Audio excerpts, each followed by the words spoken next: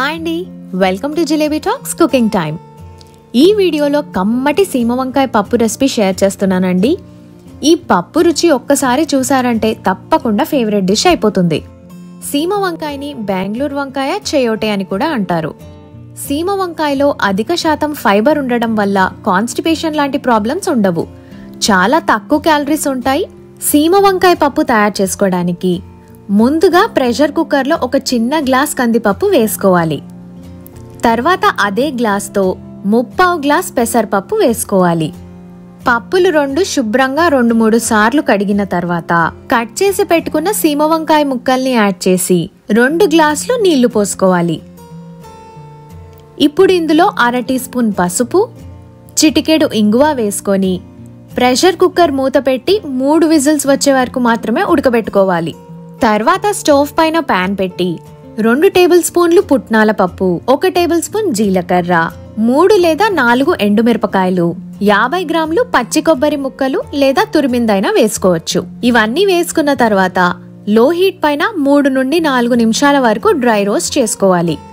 వేయించుకున్న మసాలాలన్నీ చల్లారిన తర్వాత మిక్సీ జార్లోకి మార్చుకొని 1/2 కప్పు నీళ్లు పోసి మెత్తగా పేస్ట్లా రుబ్బుకోవాలి. తర్వాత స్టవ్ పైన గిన్నె పెట్టి 2 టీ స్పూన్లు ఆయిల్ వేసి వేడయ్యాక 1 టీ స్పూన్ ఆవాలు, 1.5 టీ స్పూన్ జీలకర్ర, 2 టీ స్పూన్లు మినపప్పు, కొన్ని కరివేపాకు రెమ్మలు, చిన్నగా కట్ చేసి పెట్టుకున్న 1 ఆనియన్, సన్నగా కట్ చేసిన 1 టమాటో వేసుకొని చక్కగా మిక్స్ చేసుకోవాలి. 2 నిమిషాల తర్వాత రుచికి సరిపడా ఉప్పు వేసుకొని మరొకసారి మంచిగా మిక్స్ చేసుకోవాలి. ఉడకబెట్టుకున్న పప్పు ఇంకా సీమ వంకాయ ముక్కల్ని యాడ్ చేసి మంచిగా 2 నిమిషాలు కలపాలి. ప్రెషర్ కుక్కర్లో ఉడకబెట్టేటప్పుడు 2 లేదా 3 విజిల్స్ వరకే ఉడకబెట్టండి. మరీ ఎక్కువ ఉడకబెడితే మెత్తగా అయిపోయి పేస్ట్లా అవుతుంది.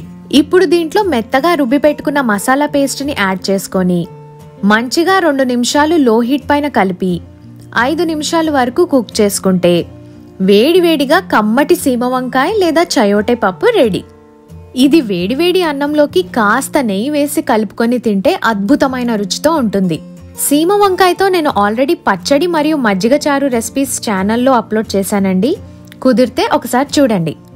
అలాగే ఈ పప్పు రెసిపీ ఎలా అనిపించిందన్న సంగతి కామెంట్ బాక్స్లో తెలియజేయండి. మరిన్ని రెసిపీస్ కోసం జిలేబీ టాక్స్ ఛానల్ని సబ్స్క్రైబ్ చేయడంతో పాటు లేటెస్ట్ వీడియో అప్డేట్స్ కోసం నోటిఫికేషన్ బెల్ని యాక్టివేట్ చేసుకోండి.